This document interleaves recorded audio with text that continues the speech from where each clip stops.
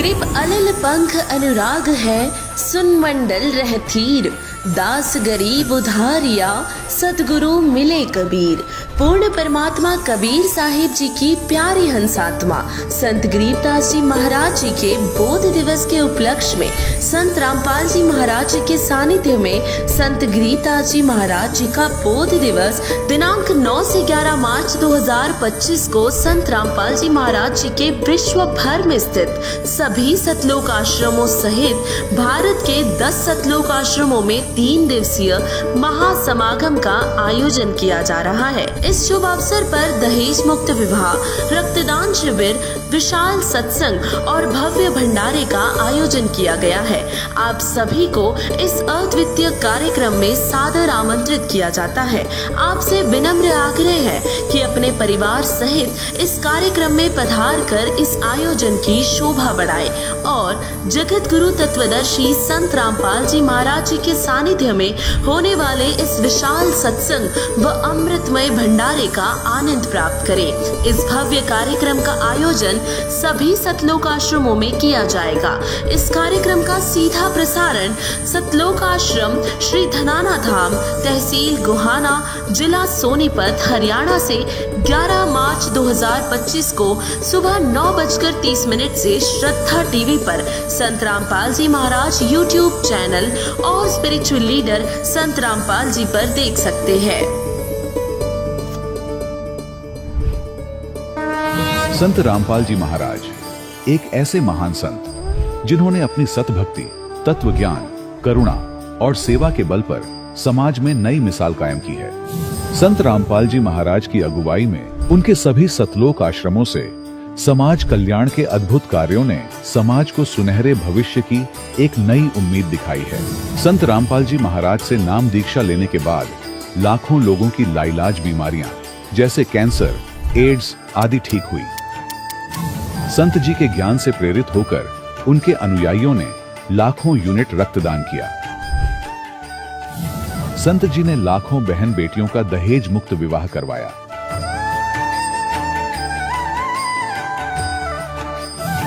संत जी ने लाखों लोगों का नशा छुड़वाया, करोड़ों उजड़े परिवार बसे। संत जी के आश्रमों में समागम के दौरान निःशुल्क नेत्र चिकित्सा, दंत चिकित्सा प्रदान की जाती है।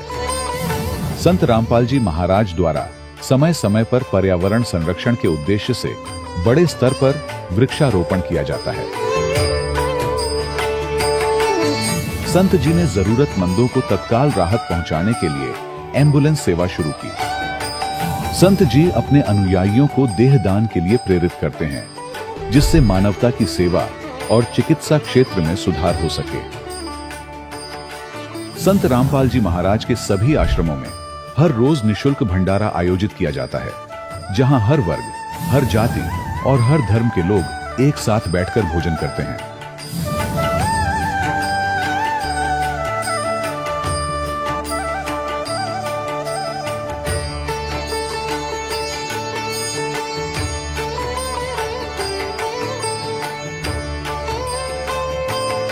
संत रामपाल जी महाराज के आश्रम में हजारों बुजुर्गों को सम्मान और प्यार के साथ जीवन जीने का अवसर मिलता है।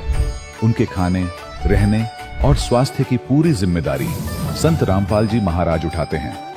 अनाथ बच्चों के लिए संत रामपाल जी महाराज के सभी आश्रम किसी वरदान से कम नहीं। यहाँ उन्हें शिक्षा, संस्कार और भविष्य के लिए बेहतर अवसर प्रदान किए जाते हैं। चाहे बाढ़ हो, भूकंप या महामारी, संत रामपाल जी महाराज और उनके अनुयायी हमेशा ही जरूरतमंदों के लिए सबसे आगे खड़े रहते हैं। कोविड महामारी के दौरान संत रामपाल जी महाराज के आश्रमों से करोड़ों लोगों के लिए भोजन, दवाइयां और जीवन रक्षक सामग्रियां उपलब्ध कराई गई। चाहे गरीब की मदद हो या किसी शोषित और पीड़ित वर्ग के हक और सम्मान की लड़ाई, संत रामपाल जी महाराज ने हमेशा ही उनकी दबी आवाज को सरकारों तक पहुंचाया है और उन्हें उचित न्याय दिलवाने में अहम भूमिका अदा की है। समाज में आध्यात्मिक और सामाजिक मूल्यों के प्रति जागरूकता लाने में संत रामपाल जी महाराज हर कदम पर मानवता के सच्चे सेवक साबित हुए हैं।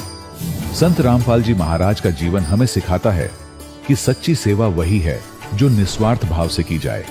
आइए हम भी इस महान सेवा के कार्य में इस महान संत से जुड़ें और संत रामपाल जी महाराज से नाम दीक्षा लेकर अपने जीवन को धन्य बनाएं।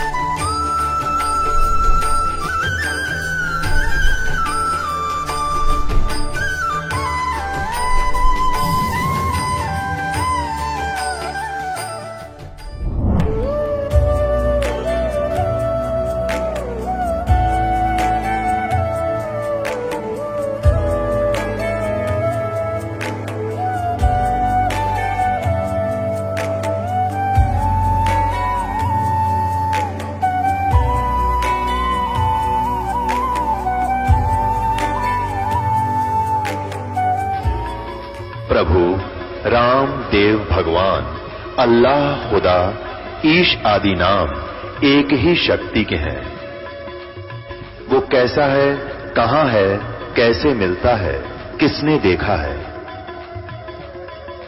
ये प्रश्नवाचक चिन्ह पूर्ण रूप से हटाने के लिए अवश्य सुनिए जगत गुरु तत्वदर्शी संत रामपाल जी महाराज के अमृत वचन, सर्व पवित्र धर्मों के पवित्र शास्त्रों के आधार पर। सत साहिब दर्शकों, क्या हो अगर आप 22 सालों तक भक्ति करते रहे लेकिन आपको लाभ की जगह केवल हानि और अशांति मिले। दर्शकों, ऐसी ही कहानी थी अंबाला हरियाणा के रहने वाले बलविंदर सिंह जी की। बलविंदर जी सिख धर्म से ताल्लुकात रखते हैं और इन्होंने 22 सालों तक राधा स्वामी पंथ द्वारा बताई गई भक्ति साधना की, लेकिन फिर भी इन्हें न तो शारीरिक सुख मिला और न ही मानसिक शांति। लेकिन दर्शकों, आज बलविंदर सिंह जी का कहना है कि जब से मैंने संत रामपाल जी महाराज की शरण ग्रहण की है, तब से मेरी जिंदगी पूर्ण रूप से बदल गई है। दर्शकों, आइए जानते हैं कि आखिर बलविंदर सिंह जी ने राधा स्वामी पंथ को छोड़कर संत रामपाल जी महाराज द्वारा बताई गई भक्ति साधना को क्यों अपनाया, और बलविंदर जी ऐसा क्यों कह रहे हैं कि जो मंत्र जाप गुरु नानक देव जी किया करते थे, उस मंत्र का ज्ञान तो मुझे अब हुआ है। सुनते हैं बलविंदर जी की कहानी, उन्हीं की जुबानी। नमस्कार सर। हाँ जी, नमस्कार जी। क्या नाम है आपका? मेरा नाम जी बलविंदर सिंह दास है जी। सर, कहाँ से हैं आप? मैं अंबाला से हूँ जी, अंबाला डिफेंस कॉलोनी से जी। आर्मी से रिटायर्ड हूँ मैं, नायब सूबेदार रैंक से जी। संत रामपाल जी महाराज जी से नाम उपदेश आपने कब लिया? मैंने जी 2018 में ली जी। सर, संत रामपाल जी महाराज जी से जुड़ने से पहले आपने क्या क्या भक्ति साधनाएं की? हाँ जी, पहले हम सिख धर्म से होते हुए हम गुरुद्वारा में जाते थे और गुरुद्वारा में जो पाठ पूजा है वो करते थे। सुखमनी साहब का पाठ, जपजी साहब का पाठ और 5 बाणियों का पाठ सुबह स्नान करके हम पाठ करते थे। तो उसके बाद बीच में एक और दौर आया कि एक राधा स्वामी मत चला, तो राधा स्वामी के सत्संग होते थे, उसमें भी हम गुरबानी से प्यार करते हुए वहाँ पे भी गुरबानी का विचार होता था, तो हम विचार सुनने के लिए जाते थे। तो वहाँ से प्रभावित होके हम ब्यास गए और वहाँ पे देखा, संगत देखी, बहुत बड़ी संगत देखी मात्रा में, तो वहाँ सत्संग अच्छा लगा, वहाँ से नाम लिया। तो वहाँ पे नाम लेने के बाद हम लगभग 22 साल वहाँ पे चलते रहे, लेकिन लेकिन कोई लाभ दिखाई नहीं दे रहा था। ये नहीं पता चल रहा था कि परमात्मा कौन है, कैसा है, क्या है, कैसे लाभ देता है। तो वहाँ पे दुख भी आ रहे थे, सुख भी आ रहे थे। तो वहाँ ये बात बताई जाती थी भी दुख तो आएंगे और सहन करने पड़ेंगे। तो ये हम ग्रंथों में पढ़ते थे कि जो परमात्मा का नाम है वो दुखों को काट देता है। यहाँ तक कि राधा स्वामी वाला गुरु खुद कह देता था भी कितने मर्जी कर्म हो, वो जो है परमात्मा के नाम से कट जाते हैं, लेकिन कुछ नहीं कट रहा था। और फिर साथ में ये भी बोलते थे कि ये तो भोगने पड़ेंगे, तो फिर वो भक्ति कैसी? वो जो है उनका नाम है जी गुरिंदर सिंह जी, उनसे नाम लिया था। उनको खुद कैंसर हो गया था पीछे, तो उनको खुद को कैंसर हो गया, तो वो संगत को, जो अपने अनुयायी को कैसे बचा पाएंगे?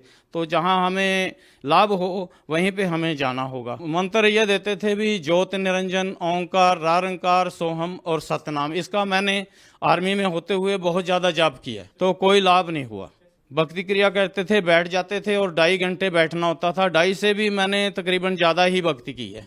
उससे कोई लाभ प्राप्त नहीं हो रहे, कष्ट भी था, कष्ट भी रहते थे, घर में कला क्लेश रहती थी और भी कई चीज़ों की हानि भी हुई, तो दुख क्लेश भी बड़ा घर में बना रहा। तो मैं और किसी ऐसे संत की तलाश में था जो हमें अच्छा ज्ञान दे, हमारे दुखों का निवारण कर सके। मैं और भी संतों के पास ऐसे सत्संग सुनता रहता था, मतलब नाम तो नहीं लिया उनसे, नाम तो मैं व्यास से ले रखा था और उन्हीं को मानता था, तो इसलिए मैं उनसे नाम तो नहीं लिया, लेकिन सत्संग में बैठता था, मंदिर में भी चले जाते थे, पीरों पे भी सभी जगह चले जाते थे और वहाँ भोजन भंडार सब कुछ ले लेते थे।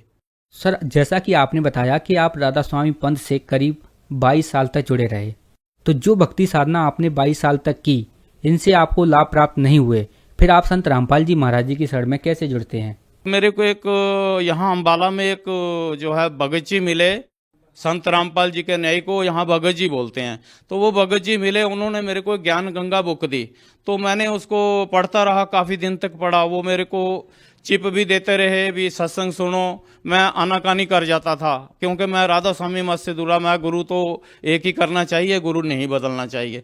तो जब मैं देखा, उसको किताब को पढ़ा, तो उसमें मंत्रों का जिक्र हुआ, मंत्रों का, जो हमारे कमलों के जो मंत्र हैं, 5 मंत्र हैं अलग से हमारे जो कमलों में हैं, वो मंत्र गुरु जी देते हैं और कहीं से आपको मिलेंगे नहीं, जो लाभ उन मंत्रों से होंगे।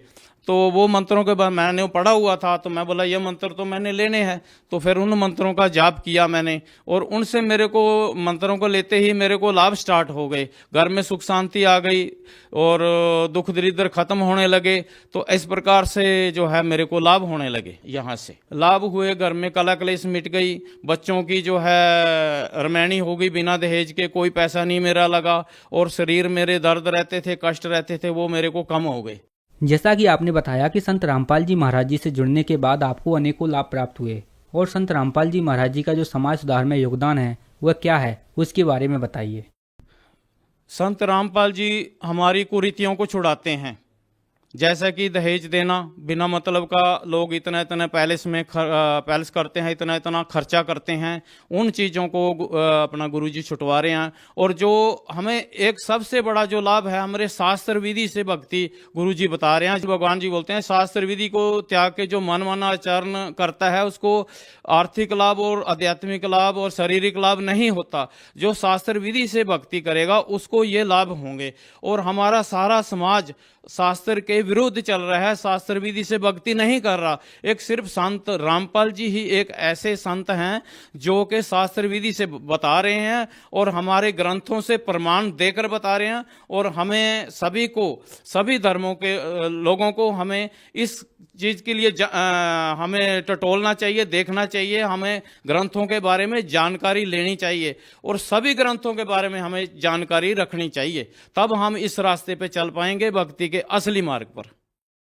जैसा कि श्री नानक जी को नदी पर जिंदा बाबा मिले थे, तो आज बताइए वो कौन थे? इसके विषय में जो बही नदी पे 3 दिन डुबकी लगाई रहे गुरु नानक देव जी, तो जिंदा के रूप में जो है गुरु नानक देव जी को कबीर जी मिले, जो कि पाई बाले वाली जन्म साखी में प्रमाण है। ये जो है पाई बाले वाली जन्म साखी है सबसे बड़ी, और इसमें पेज है 299। 299 इसमें लिखा हुआ है, इसमें लिखा हुआ है गुरु नानक देव जी ने, इसमें लिखा हुआ है, ਤਾਂ फिर मर्दा ने पूछा जी ਤੁਹਾਨੂੰ जो गुरु मिलिया सी उसका नाम क्या है? ਤਾਂ गुरु नानक जी कहा मर्दाना उसका नाम बाबा जिंदा आखते हैं, जिथों ताई जल आर पाउन है उसके हुक्म विच चलते हैं, ਅਤੇ अगन और मिट्टी ये भी उसके आखे विच हैं, इस ताई बाबा आखना चाहिए, होरस ताई बाबा नहीं आखना। ਤਾਂ ਮਰਦਾਨੇ ਕਿਹਾ ਗੁਰੂ ਜੀ ਅਸੀਂ ਵੀ ਤਾਂ ਤੁਹਾਡੇ ਨਾਲ ਹੀ ਫਿਰਦੇ ਆਏ, ਤਾਂ ਸਾਨੂੰ ਕਦ ਮਿਲਿਆ ਹੈ? ਤਾਂ ਗੁਰੂ ਨਾਨਕ ਜੀ ਕਿਹਾ ਮਰਦਾਨਾ ਅਜੇ ਤੂੰ ਅਸਾਂ ਥੀ ਨਹੀਂ ਆਇਆ ਸੈਂ, ਜਦ ਅਸੀਂ ਮਿਲ ਆਏ ਤਾਂ ਮਰਦਾਨੇ ਕਿਹਾ ਜੀ ਕਦ ਗਏ ਸੋ? ਤਾਂ ਗੁਰੂ ਜੀ ਕਿਹਾ ਜਦ ਸੁਲਤਾਨपुर ਵਿੱਚ ਡੁਬਕੀ ਲਾਈ ਸੀ, तब मर्दाना ਅਸੀਂ 3 दिन उस पास रहे सी। तो अभी यहाँ पे बताना होगा कि वो जिंदा कौन था। ਇਹ ਹੈ ਕਬੀਰ ਸਾਗਰ। ਇਹ ਕਬੀਰ सागर है। अभी ऐसी ਇਹਦੇ ਚ ਦੇਖਾਂਗੇ कि भी जिंदा कौन है। ये जो कबीर सागर है संत रामपाल जी द्वारा निचोड़ है कबीर सागर से, और वो इन्होंने यहाँ पे लिखा हुआ है इसमें कि श्री नानक देव जी को प्रभु मिले, परमात्मा मिले, अथ नानक शाह जी की कथा चुपाई, नानक शाह कीन तप भारी, तब सब विद ब्यो ज्ञान अधिकारी, भक्ति भावता को लिखी आए पाया, तापर सतगुरु कीनी दाया, जिंदा रूप धर्यो हम जाई।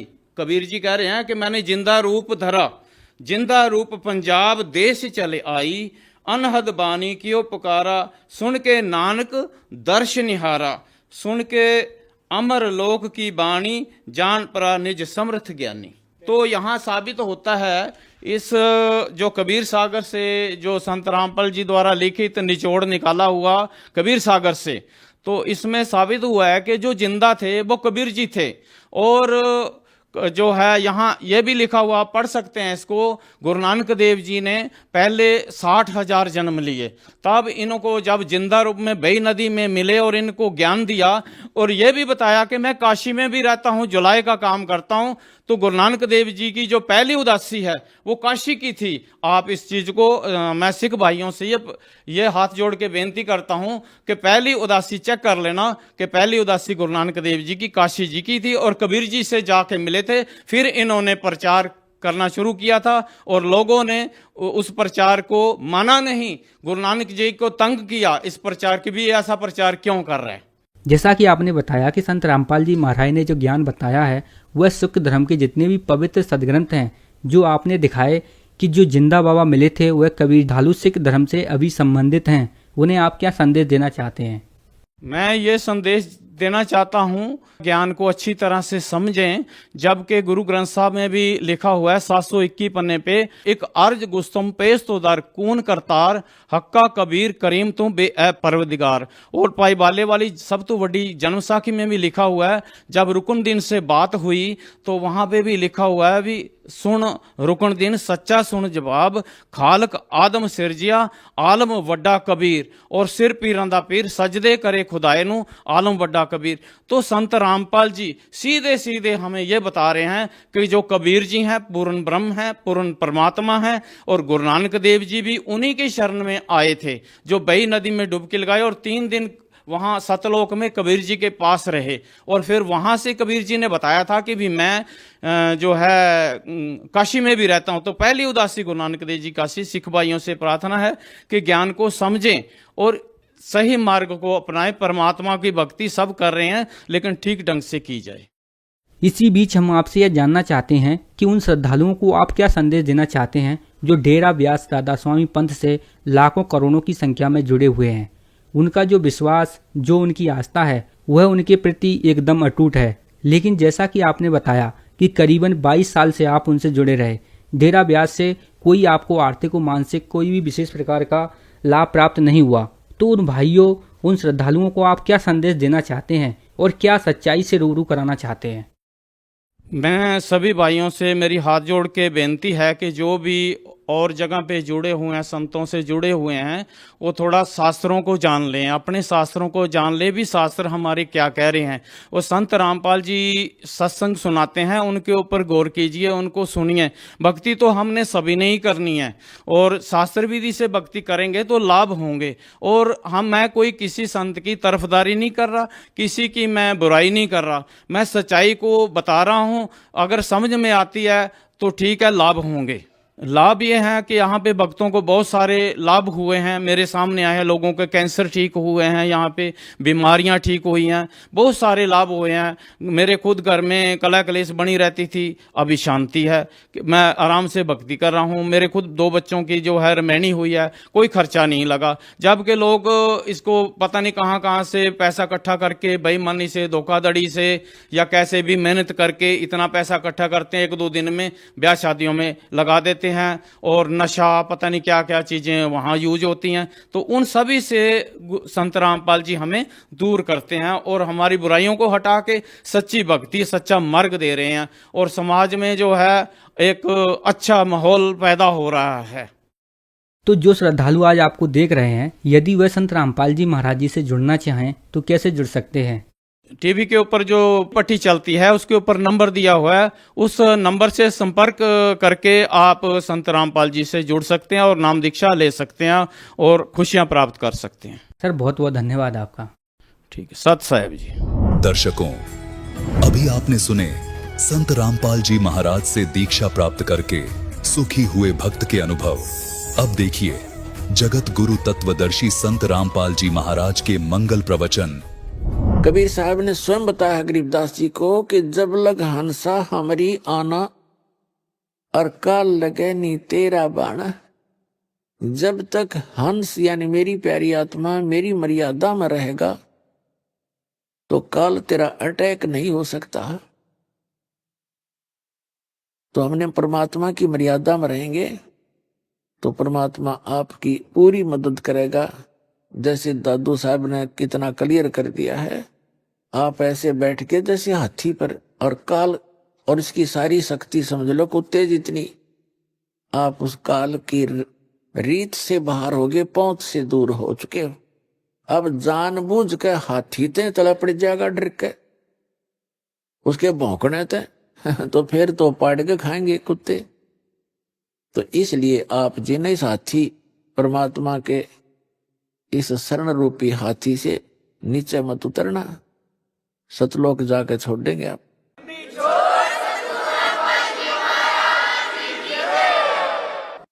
अब एक दिन क्या हुआ कि जब गरीबदास जी 13 वर्ष के हो गए, 3 वर्ष के पश्चात 10 वर्ष के बच्चे को परमात्मा आकर मिले थे और गांव वाले गरीबदास साहिब जी को पागल कहने लगे, बावड़िया बावड़िया कहने लगे, बावड़िया पागल है, पता नहीं क्या क्या भौंक रहा सारा दिन, चुप पे ना होता है। एक दिन ये दादू पंथ से दीक्षित गोपाल दास नाम के एक संत बने हुए थे, घर त्याग के वैराग ले लिया था, सन्यास ले रखा था बच्चों से फ्री होकर के। वो छुडानी गांव में अपने शिष्य के घर आ गए और वो ऐसे ही 2-3 वर्ष में चक्कर लगता था उसका। उस शिष्य ने कहा, महाराज जी हमारे एक लड़की का लड़का ऐसे ऐसे पागल कर दिया, एक संत ने जंतर मंत्र करके कुंवारी गाय का दूध निकाल दिया। कई पाली थे ग्वाले, उनने तो पिया नहीं, इस बालक ने पी लिया, जंतर मंत्र कर दिया, ये तो मर गया था। पता नहीं क्यों कैसे दया करी भगवान ने, लड़की की अर्ज सुन ली, ये जीवित हो गया पर पागल हो चुका है। 3 साल से सारा इलाज करा लिया, झाड़े जूड़े लवा लिए और सब दवाई वैद्यों से भी ले ली, कोई आराम नहीं हो। और वो शेष कह रहा है जी संत की विद्या को संत ही काट सकता है, आप दया कर दो तो उसका जीवन ठीक हो जाए। अब गोपाल दास ने कहा कि लाओ बुला के, थोड़ा बहुत झाड़ा झूड़ा लाना वो भी जाने था। अब बुला कर लाए गरीबदास जी और उसके नाना जी और साथ में और कई गांव के बुजुर्ग टाइप के व्यक्ति आके उस दादू पंथी गोपाल दास ने पूछा कि बच्चा बेटा वो कौन था जिसने तेरा जीवन बर्बाद कर दिया? तब गरीबदास जी ने कहा कि अलल पंख अनुराग है सुन मंडल रे थीर, दास गरीब उधार दिया मुझे सतगुरु मिले कबीर। तो गरीबदास जी ने कहा कि मेरा जीवन तो आबाद कर दिया, बर्बाद नहीं किया बाबा जी। हम सुल्तानी नानक तारे दादू को उपदेश दिया, जात जुलाहा भेद न पाया वो काशी महे कबीर हुआ। अनंत कोट ब्रह्मांड का एक रति नहीं भारे, सतगुरु पुरुष कबीर हैं ये कुल के सिरजनहारे।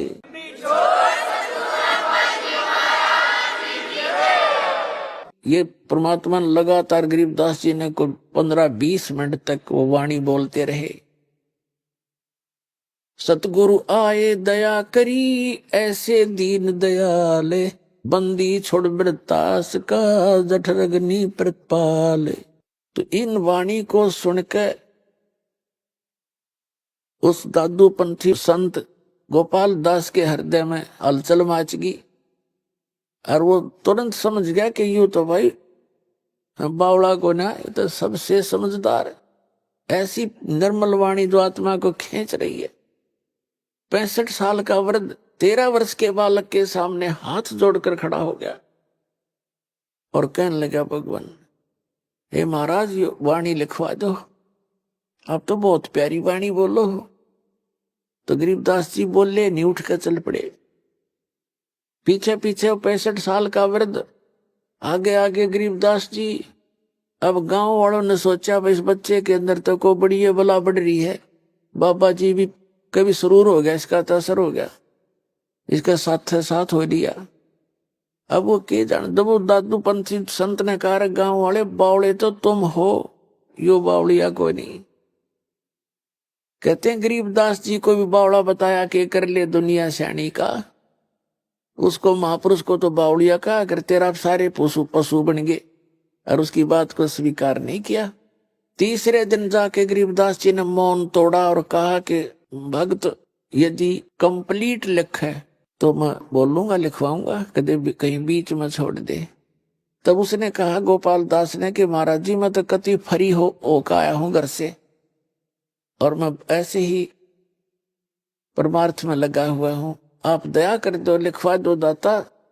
कलयुग के जीवों के लिए तो ये अमृत सिद्ध होएगी, ऐसी वाणी कदे देखी ना सुन। तब गोपाल दास जी लिखा करते थे और गरीबदास जी बोला करते थे। गरीबदास जी का ही एक बेरी का बाग था, उसमें एक जंडी का पेड़ था, और गांव से थोड़ी ही दूरी पर वो स्थान था। वहां बैठकर जंडी के पेड़ के नीचे गरीबदास जी बोला करते थे और दादू पंथी संत लिखा करते थे।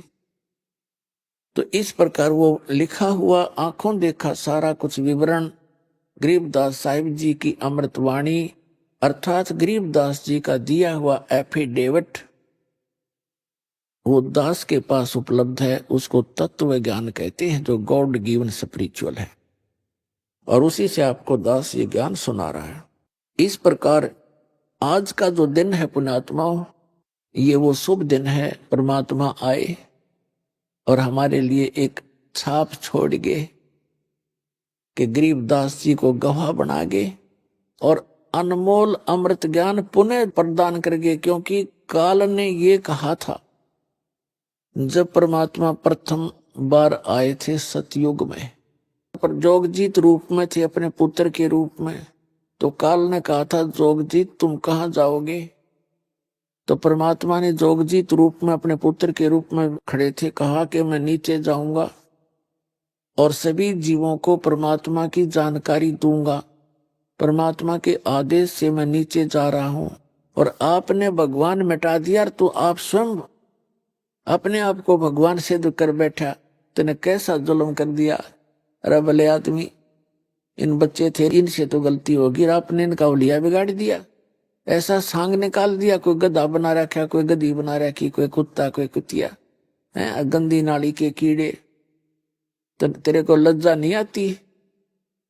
तब वो कहता है मेरे को श्राप दे रखा है 1 लाख मानव शरीरधारी जीव खाने का और 1.25 लाख उत्पन्न करने का, तो मैं तो ऐसे ही बनाऊंगा और नीचे जाकर दिखा तेरे को बनाऊं ठीक है। तो आ कैसे गया मेरे लोक में, क्योंकि मैंने तपस्या करके ये 21 ब्रह्मांड ले रखे हैं। तब कबीर साहब बता रहे हैं धर्मदास जी को कि मेरे ऊपर ना ऐसे झपटा जैसे मुझे अभी मार डालेगा। और धर्मदास पुण्यात्मा हमारे लिए संकेत करते हैं परमात्मा कि यहाँ की चाहे कितनी बला हो, कैसा ही कोई क्यों ना हो, चाहे भैरव बैताल और काल भी खुद क्यों ना हो, इस सतनाम का सुमन कर। प्रथम मंत्र प्राप्त है तो प्रथम मंत्र का जाप शुरू कर दीजिए, और सार नाम प्राप्त है तो सार नाम का, सतनाम प्राप्त है सतनाम का सुमन शुरू कर देना चाहिए। किसी प्रकार की आपत्ति चाहे सपने में भी क्यों ना हो या वैसे प्रत्यक्ष में हो, तो भाग जाएगा, कोसो नहीं पाएगा आपको।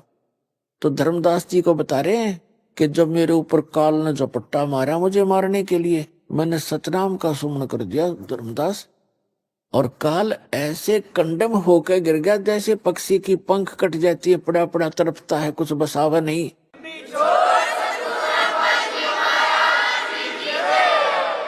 तब इसने पता लग गया कि इसके पास कोई प्रबल शब्द शक्ति है, तो चापलूस बन गया ये काल, और मेरे धीरे धीरे नीचे नीचे आके मेरे पैर पकड़ दिए और नो कहे तो मेरा बड़ा भाई, मैं आपका छोटा भाई। क्योंकि जोग जीत रूप में परमात्मा खड़े थे जो, और काल भी उस परमात्मा का ही पुत्र है। तो कहता कि आप मेरे बड़े भाई, मैं आपका छोटा भाई। अब छोटे तो गलती करते हैं, बड़े सदा क्षमा करते हैं। पुण्यात्मा, यहाँ सभी प्राणियों का ये स्वभाव है। पहले तो अपनी ताकत आजमाएंगे, और जब ताकत तक पारना पड़े फिर चापलूसी तक काम लेंगे। तो उसने चरण पकड़ के कहा, मैं तो आपको पिताजी के यानी परमात्मा के तुल्य मानता हूं, मुझे माफ कर दो। मुझे परमात्मा बोले ठीक है, माफ कर दिया। तब काल कहने लगा, मेरे इस लोक में कुछ त्रुटि है, और आप भगवान के नुमाइंदे हो, रिप्रेजेंटेटिव हो, आपके पास पूरी पावर है, मेरा कुछ वो त्रुटि पूरी कर दो, मेरी कुछ डिमांड है वो पूरी कर दो, और फिर नीचे चले जाओ बेशक। तो परमात्मा ने कहा, बोल क्या चाहता है? कि वचनबद्ध हो जाओ तब मांगूंगा। परमात्मा वचनबद्ध हो गए। तब कहा कि 3 युगों में परमात्मा ने ये कहा था, मैं नीचे जाऊंगा, सबको सच्चा नाम सही रास्ता मार्ग बताऊंगा, भगवान की का परिचय दूंगा, और सत्य नाम दे करके, सार नाम दे करके सबको पार करूंगा, सतलोक ले जाऊंगा। तो इसको मुश्किल होगी थी कि कहीं मेरा लोक ना उजाड़ दे। प्रतिज्ञा करवा ली कि 3 युगों में जीव थोड़े ले जाना, और चौथा युग जब कलयुग आवे तब तो शरण जीव बहु जावे, ऐसा वचन हर मोह दीजे, तब संसार गवन तुम कीजे। तो परमात्मा ने कहा, ठीक है तथास्तु, तेरे को मैंने वरदान दे दिया, प्रतिज्ञा कर ली कि चौथे युग जब कलयुग में मैं अपने जीवों को समझाऊंगा, ले जाऊंगा। दूसरा इसने कहा था कि आप अपना ज्ञान देकर ले जाना, जोर जबरदस्ती से ये ज्ञान मत किसी को देना, और जो जबरदस्ती ना ले जाना यहाँ से। आप अपना ज्ञान सुनाना, आपके ज्ञान से आपको भगवान मानकर, आपको परमात्मा को परमात्मा मानकर जो भक्ति करे वो आपके, और मेरे भक्ति करेंगे, मेरे मंत्रों का जाप करें और मेरे ज्ञान पर आश्रित रहें, वो मेरे। तब परमात्मा ने कहा, ठीक है भाई तथास्तु, ये तो है ही, मेरे को तो वही समझेगा जो मेरे ज्ञान से परिचित होगा। अब जब परमात्मा ने सब स्वीकार कर ली उसकी सारी डिमांड, और भी 2-3 थी वो फिर बताएंगे, अभी समय नहीं। तो तब एकदम आंख पलट गया भस्मागिरी की तरह, और कहने लगा, 12 पंथ करूं मैं साझा। जब कलयुग होगा ना, सभी प्राणियों को भक्ति मार्ग में विचलित कर दूंगा, और इनको इतना विकारी बना दूंगा, और इनके टुकड़े टुकड़े कर दूंगा, हिंदू मुसलमान सिख ईसाई जैनी बनाकर इनको एक दूसरे का दुश्मन बना दूंगा, और देवी देवताओं मंदिर मूर्तियों तक सीमित कर दूंगा, तीर्थ व्रतों के ऊपर उलझा दूंगा। और तब परमात्मा ने कहा कि 5500 वर्ष जब कलयुग बीतेगा, तब मैं अपना एक अंश भेजूंगा। उसको तो यही कहना था कि अपना अंश भेजेंगे, और फिर तुम्हारे सारे ज्ञान को ठीक कर देगा, वो सबको ये ज्ञान देगा। तो उस समय वो काल कहता है कि उस समय तब तो इनको इतना कंडम कर दूंगा, ये भक्ति के योग्य भी नहीं रहेंगे, और फिर नकली पंथ चला दूंगा। तेरे कबीर नाम से 12 नकली पंथ चलाऊंगा, उसके अतिरिक्त और अनेक पंथ चला कर सब्जियों को भरमा दूंगा। और जब तुम्हारा जाएगा ना कोई हंस, तो सब उसके साथ वाद विवाद करेंगे, विरोध करेंगे मेरे उस गलत ज्ञान पर आधारित होकर के, और तेरी एक नहीं चलेगी जोगजीत, अब बेशक चले जाना। तो क्या कहा काल ने, 12 पंथ करूं मैं साझा, नाम तुम्हारा ले करूं आवाजा। 12 पंथ नाम जो ले ही हमरे मुख में आन समोई, और अनेक पंथ चलाऊं या विद जीवों को भरमाऊं। अपने आत्मा 12 पंथ तो गरीबदास जी तक पंथ आपको दिखाई रखे बहुत बार, उसके अतिरिक्त और अनेक पंथ चलाऊं, ये राधा स्वामी पंथ, इसी से निकली ब्रांच जय गुरुदेव पंथ मथुरा, और जनोद वाला जो ताराचंद वाला, अरे धन धन सतगुरु सच्चा सौदा सिरसा और जगमाल वाली रियो, यहाँ पर गंगुआ के आसपास यहाँ वाला, ठाकुर जी वाला, और ये राधा स्वामी व्यास वाला, आगरा वाला, ये सारे अनेक पंथों में है, निरंकारी पंथ है। तो काल ने कहा था और अनेक पंथ चलाऊं या विद जीवों को बरमाऊं, और फिर जाइयो जोग जीत संसारा जीव न माने, कहा तुम्हारा जीव तुम्हारा कहा न माने, हमारी ओढ़ हो बाद बखाने, तुम्हारे साथ विरोध करेंगे, मेरे वकील बनकर खड़े हो जाए। तब परमात्मा ने कहा था तुम अपना काम करेंगे और हम अपना करेंगे। तब धर्मदास जी ने पूछा था भगवान जब 5500 वर्ष कलयुग बीतेगा, अभी तो 5000 वर्ष बीता है और अभी तक तो कुछ थोड़ी बहुत इंसानियत जीवित है और आपके साथ इतना विरोध हो रहा है, और फिर आप कह रहे हो कि फिर आओगे कलयुग में इस समय के आसपास, तब कैसे समझाओगे? तब परमात्मा ने कहा था धर्मदास ये मेरा काम है, वो तो बालक है, उसको क्या पता मैं कैसे लीला करूंगा। तब धर्मदास जी को मालिक ने बताया था कि जिस समय 5500 वर्ष कलयुग के बीतेंगे, जब अपना दास भेजूंगा, उस समय तक ये सभी नकली पंथ चल चला कर फाइनल हो लेंगे और इन्होंने जो कहना सुनना उनकी पुस्तक बनकर समाज में प्रवेश हो चुकी होगी, इनकी सीडी डीवीडी बन चुकी होंगी। तब मेरा दास जाएगा, इनके पकड़ पकड़ के ज्ञान को मेरे सदग्रंथों से मेल करेगा, इनको सबको फेल करेगा।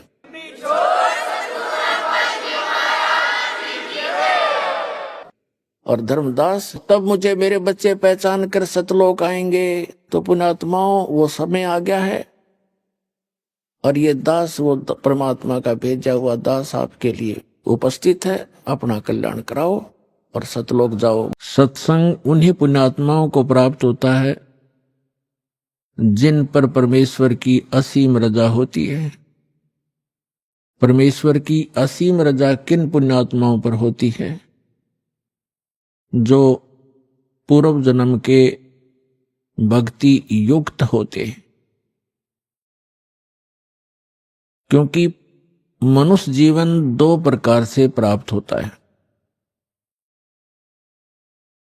एक तो पूर्व जन्म के शुभ संस्कारों के आधार से प्राप्त होता है, दूसरा टर्न वाइज होता है। एक विधान है प्रभु का, परमात्मा का,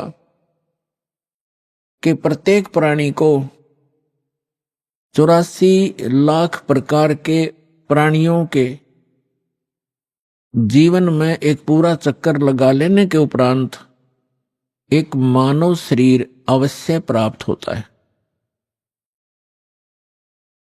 ये परमेश्वर कबीर जी की हम प्राणियों पर एक विशेष रजा है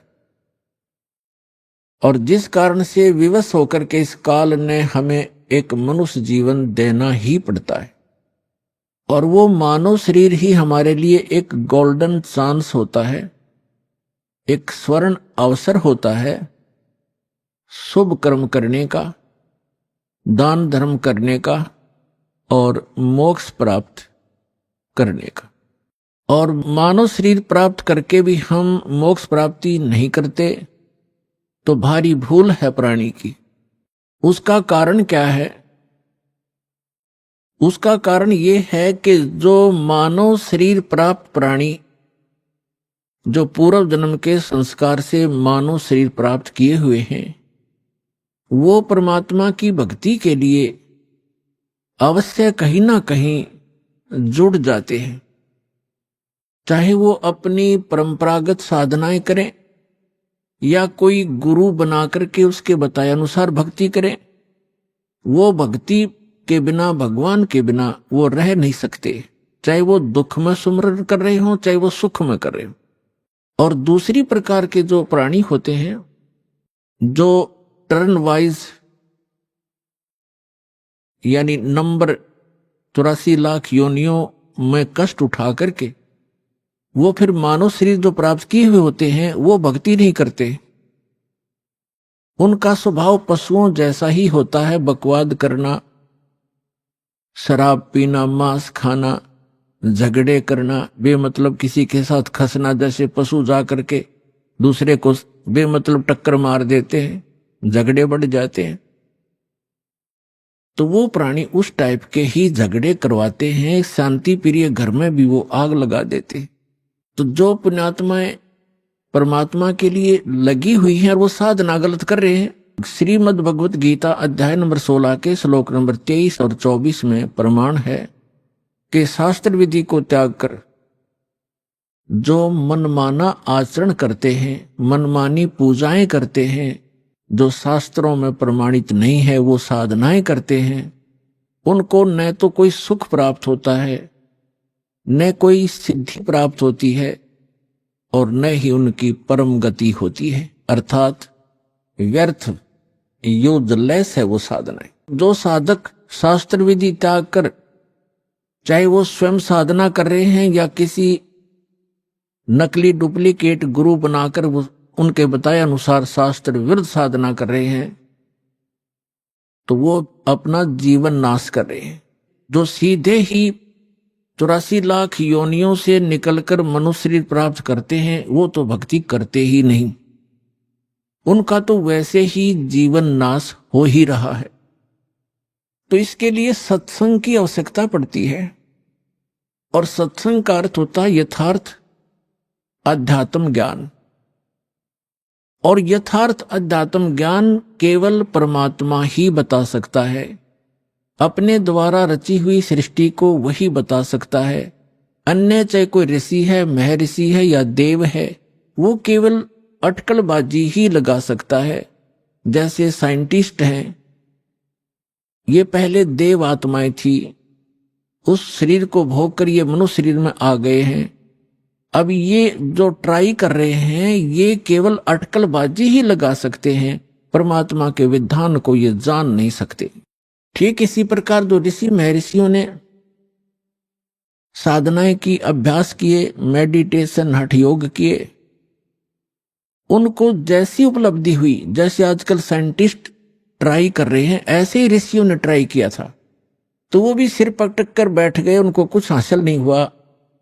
अंत में ऊट पटांग व्याख्या बना करके सब मानव को संतुष्ट कर दिया। इसी प्रकार ये साइंटिस्ट कुछ दिनों में अपना जो निष्कर्ष है निकाल कर फाइनल कर देंगे, पर परमात्मा के विधान को परमात्मा ही बता सकता है, जीव नहीं जान सकता। तो वो परमात्मा अपने विधान और सत्संग को सुनाने के लिए स्वयं ही आते हैं। ये हमारे सदग्रंथ भी प्रमाणित करते हैं, क्योंकि जैसे पवित्र वेद है, ये गॉड गिवन स्पिरिचुअल नॉलेज है, परमात्मा का दिया हुआ अध्यात्म ज्ञान है, चारों वेद। और पांचवा वेद नष्ट कर दिया गया यहाँ के स्वामी द्वारा। यहाँ का स्वामी कौन है? वो ब्रह्म है, जिसको ज्योत स्वरूपी निरंजन अर्थात काल भी कहते हैं।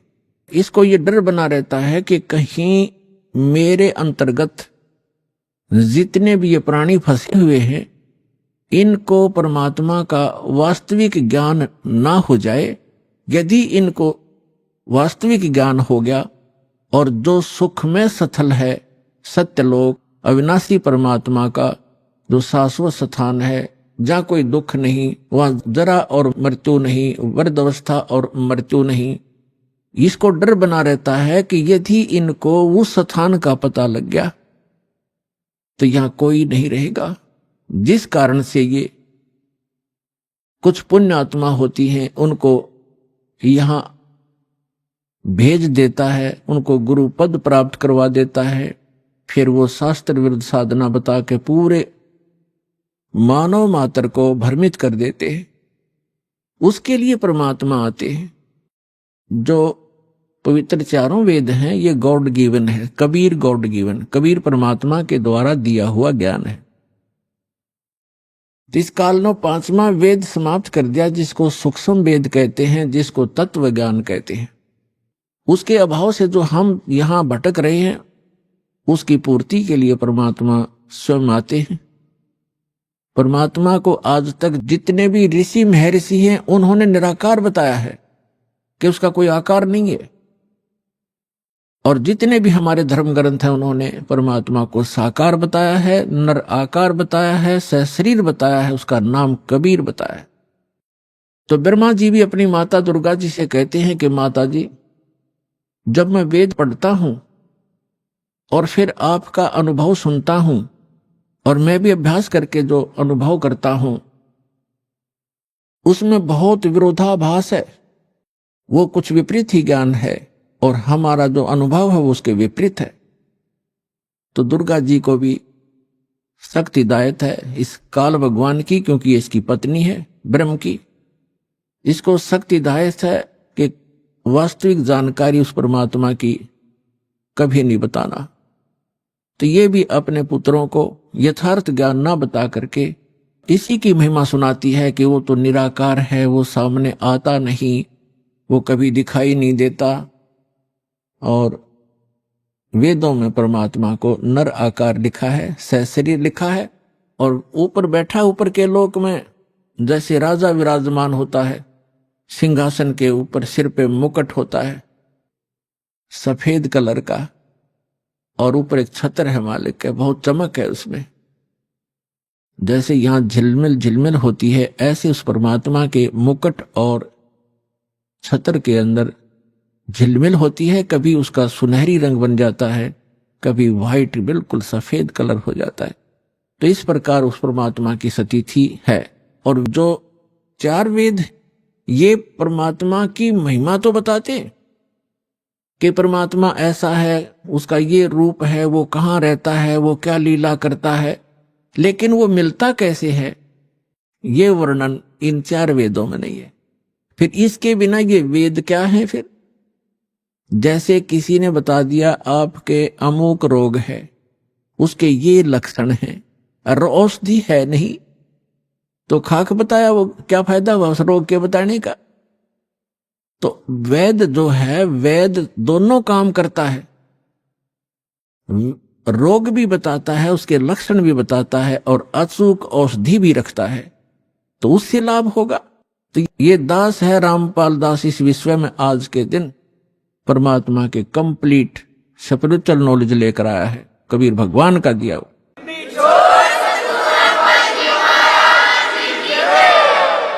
और परमात्मा स्वयं आते हैं, वो ज्ञान देते हैं। ऋग्वेद मंडल नंबर 9 सूक्त नंबर 86 के 86 के मंत्र 26 और 27 में, ऋग्वेद मंडल नंबर 9 सूक्त 54 के मंत्र 3 में, ऋग्वेद मंडल नंबर 9 सूक्त 82 के 82 के मंत्र नंबर 1, 2, 3 में, ऋग्वेद मंडल नंबर 9 सूक्त 94 के मंत्र 1 में, ऋग्वेद मंडल नंबर 9 सूक्त 95 के मंत्र 2 में, ऋग्वेद मंडल नंबर 9 और सूक्त 20 मंत्र 1 में, ऋग्वेद मंडल नंबर 9 सूक्त 1 मंत्र 8 और 9 में, ऋग्वेद मंडल नंबर 9 सूक्त 96 यानी 96 के मंत्र 16 से लेकर 20 में, और भी अनेक स्थानों पर ये स्पष्ट किया हुआ वेदों में कि वो परमात्मा ऊपर के लोकों में रहता है और वहां राजा के समान सिंहासन पर विराजमान है,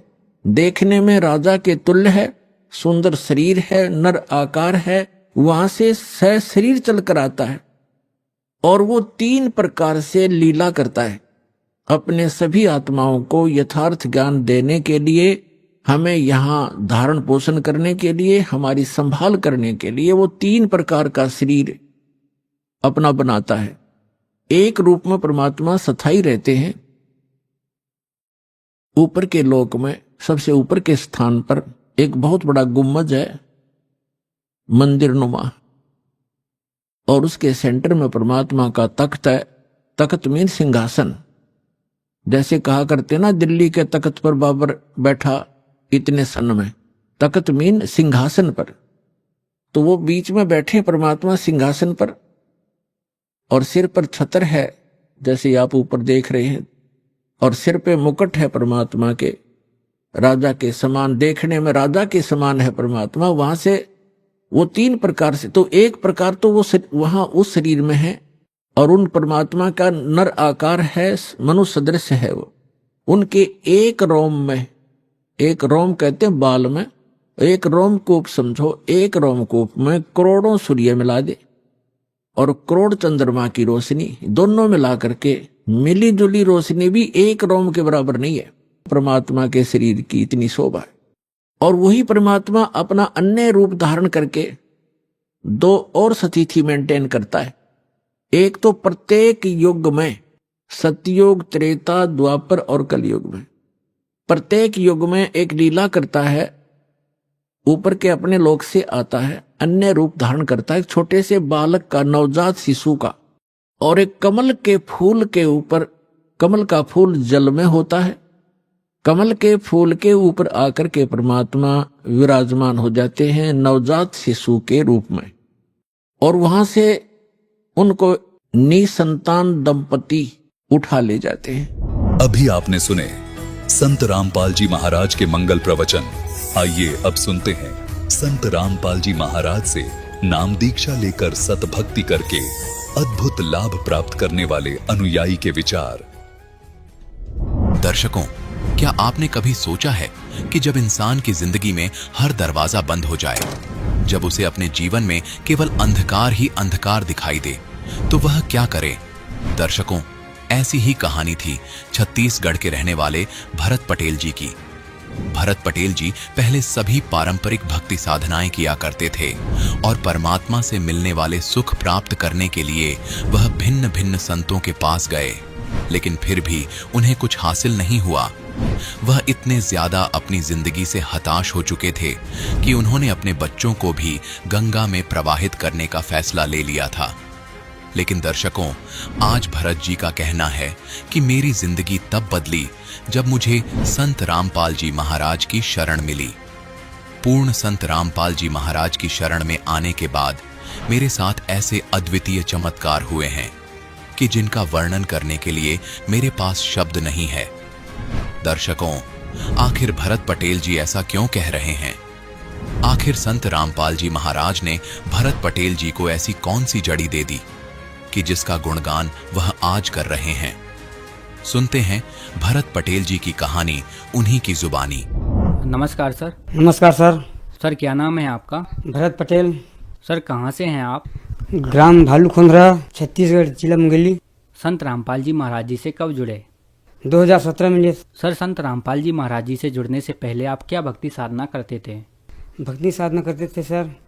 बाल योगेश्वर जी था महाराज, उससे नाम दीक्षा लिए थे। भक्ति कर रहे थे, उनका 5 साल से भक्ति कर रहे थे सर, कोई लाभ नहीं मिला था। तो फिर संत रामपाल जी महाराज जी की शरण में आप कैसे आए? हमारा बच्चा बहुत बीमार था सर। पहले हमारे बच्चे को लुरनी में दिखाया था, मुंगेली में दिखाया था और बिलासपुर में भी दिखाया था सर। बच्चे ठीक नहीं होता, उसका बीमारी भी कोई डॉक्टर पाया नहीं था सर। और उसके बाद हम बोले कि हमारे पास पैसा सब खत्म हो गया था। उसके बाद हम ले गए थे इलाहाबाद, गंगा जी में सीधे वहीं डाल देंगे, हमारे पास पैसा वैसा नहीं है किसी को खाने पीने के लिए, तो उसी में डाल देंगे बच्चे को, तो हम स्वच्छ रहेंगे। उसके बाद सर वो हो गया। उसके बाद हम घर में गए, घर में था। उसके बाद सर हमारा शराब बहुत पीते थे हम। शराब पीते पीते आत्महत्या करने लग गए थे बच्चे के दुख से। बीमारी में एकदम ग्रस्त था वो बहुत ज़्यादा, तो हम आत्महत्या करने लगे थे। तो ऊपर से 2 मंजिल से कूद रहे थे। तो वहाँ पे परमात्मा ने बोला कि बेटा भक्ति करना बेटा।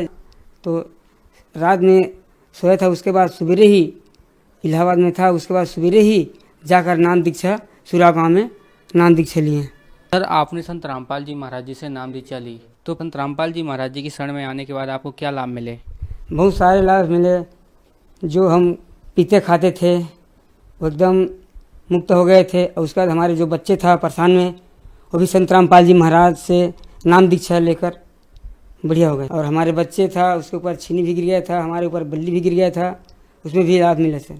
हम पहले सर बच्चे के नाम से बहुत परेशान थे हम, और हम खाते पीते थे बहुत, शराब वराब बहुत पीते थे, नशा वशा सब पीते खाते थे। तो परेशानी में बच्चे भी बीमार था, तो हम बोले बच्चे को डाल देंगे, हम मस्त रह जाएंगे। तो बच्चे को संगम में ले गए थे सब, संगम में डालने के लिए। तो वहाँ भी परमात्मा ने दिया कि चलो बेटा ठीक है, ले जाओ सबको, बढ़िया हो जाएगा। तो भगत भाई था वहाँ मिला था, तो बोला कि संत रामपाल जी के शरण में जाओ, सब ठीक हो जाएगा। तो हम बोलो नहीं, ये सब गलत है, सब बाबा के चक्कर में नहीं पड़ेंगे हम, ऐसे भी लिए हुए हैं हम एक बाबा से, बालुकेश्वर जी से, कोई ठीक नहीं कर पाएगा ये। तो बोला नहीं, निश्चित हो जाएगा भाई, ये संत रामपाल जी पूर्ण परमात्मा आया है धरती पर तो सब ठीक हो जाएगा। हम बात ही नहीं मार रहे थे। उसके बाद ऐसे रात में पिए खाकर हम छत से कूदने जा रहे थे तो स्वयं परमात्मा कबीर परमेश्वर आए थे, बेटा अभी कूदना नहीं, आपका जीवन दान दे रहा हूँ और आप भक्ति करना मर्यादा से और जाकर नाम दीक्षा ले लेना। तो भगत भाई था वहाँ, तो बोला कि पूछे हम कि कहाँ है भगत जी, कि आश्रम संत रामपाल जी महाराज का।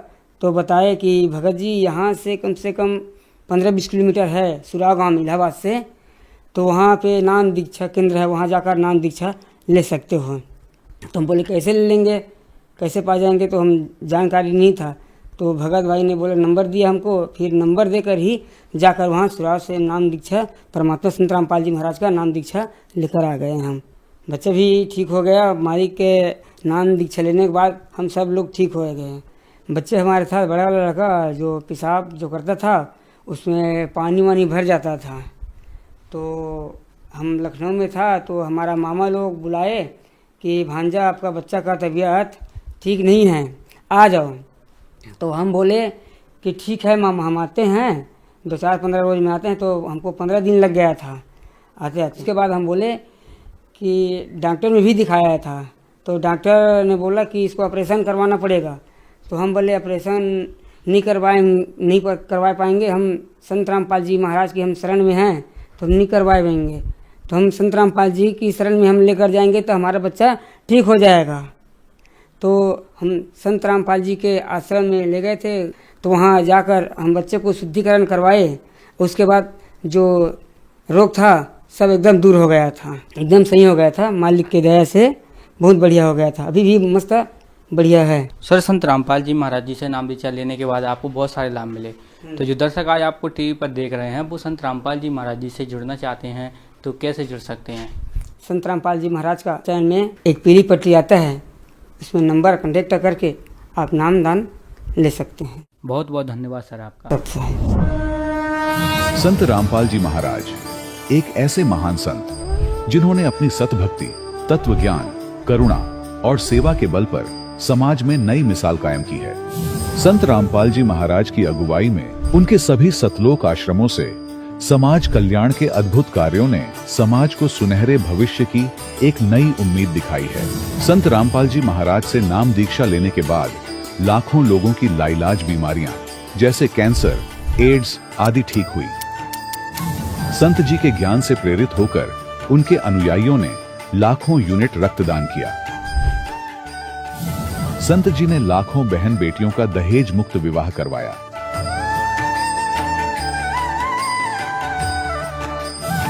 संत जी ने लाखों लोगों का नशा छुड़वाया, करोड़ों उजड़े परिवार बसे। संत जी के आश्रमों में समागम के दौरान निःशुल्क नेत्र चिकित्सा, दंत चिकित्सा प्रदान की जाती है। संत रामपाल जी महाराज द्वारा समय समय पर पर्यावरण संरक्षण के उद्देश्य से बड़े स्तर पर वृक्षारोपण किया जाता है। संत जी ने जरूरतमंदों को तत्काल राहत पहुंचाने के लिए एम्बुलेंस सेवा शुरू की। संत जी अपने अनुयायियों को देहदान के लिए प्रेरित करते हैं, जिससे मानवता की सेवा और चिकित्सा क्षेत्र में सुधार हो सके। संत रामपाल जी महाराज के सभी आश्रमों में हर रोज निःशुल्क भंडारा आयोजित किया जाता है, जहां हर वर्ग, हर जाति और हर धर्म के लोग एक साथ बैठकर भोजन करते हैं।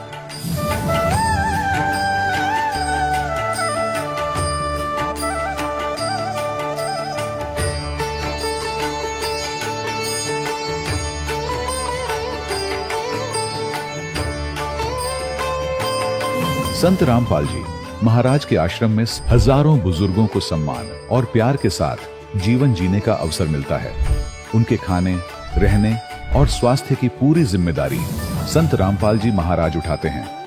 अनाथ बच्चों के लिए संत रामपाल जी महाराज के सभी आश्रम किसी वरदान से कम नहीं। यहाँ उन्हें शिक्षा, संस्कार और भविष्य के लिए बेहतर अवसर प्रदान किए जाते हैं। चाहे बाढ़ हो, भूकंप या महामारी, संत रामपाल जी महाराज और उनके अनुयायी हमेशा ही जरूरतमंदों के लिए सबसे आगे खड़े रहते हैं। कोविड महामारी के दौरान संत रामपाल जी महाराज के आश्रमों से करोड़ों लोगों के लिए भोजन, दवाइयां और जीवन रक्षक सामग्रियां उपलब्ध कराई गई। चाहे गरीब की मदद हो या किसी शोषित और पीड़ित वर्ग के हक और सम्मान की लड़ाई, संत रामपाल जी महाराज ने हमेशा ही उनकी दबी आवाज को सरकारों तक पहुंचाया है और उन्हें उचित न्याय दिलवाने में अहम भूमिका अदा की है। समाज में आध्यात्मिक और सामाजिक मूल्यों के प्रति जागरूकता लाने में संत रामपाल जी महाराज हर कदम पर मानवता के सच्चे सेवक साबित हुए हैं। संत रामपाल जी महाराज का जीवन हमें सिखाता है कि सच्ची सेवा वही है जो निस्वार्थ भाव से की जाए। आइए हम भी इस महान सेवा के कार्य में इस महान संत से जुड़ें और संत रामपाल जी महाराज से नाम दीक्षा लेकर अपने जीवन को धन्य बनाएं।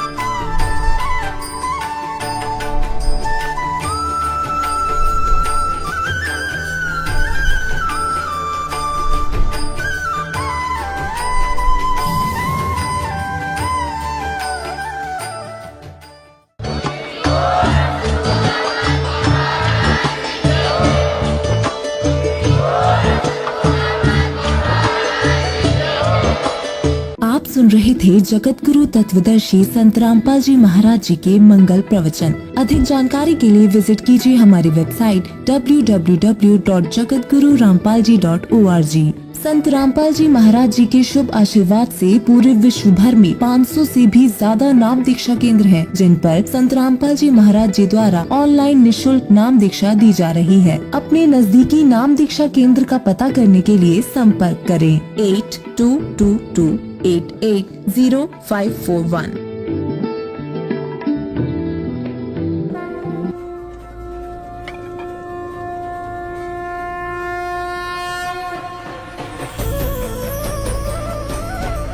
ग्रीब अलल पंख अनुराग है, सुन मंडल रहतीर।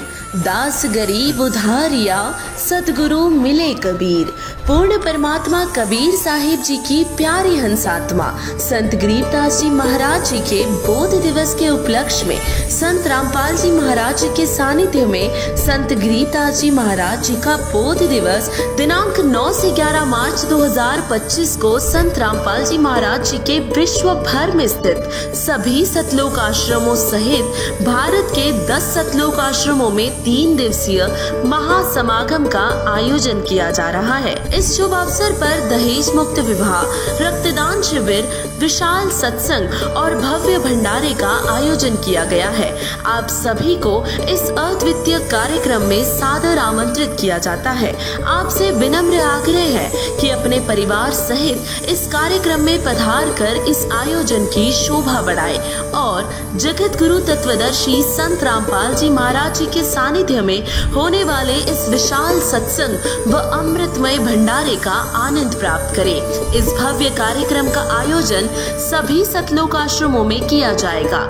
इस कार्यक्रम का सीधा प्रसारण सतलोक आश्रम श्री धनाना धाम, तहसील गोहाना, जिला सोनीपत, हरियाणा से 11 मार्च 2025 को सुबह 9:30 से श्रद्धा टीवी पर संत रामपाल जी महाराज यूट्यूब चैनल और स्पिरिचुअल लीडर संत रामपाल जी पर देख सकते हैं।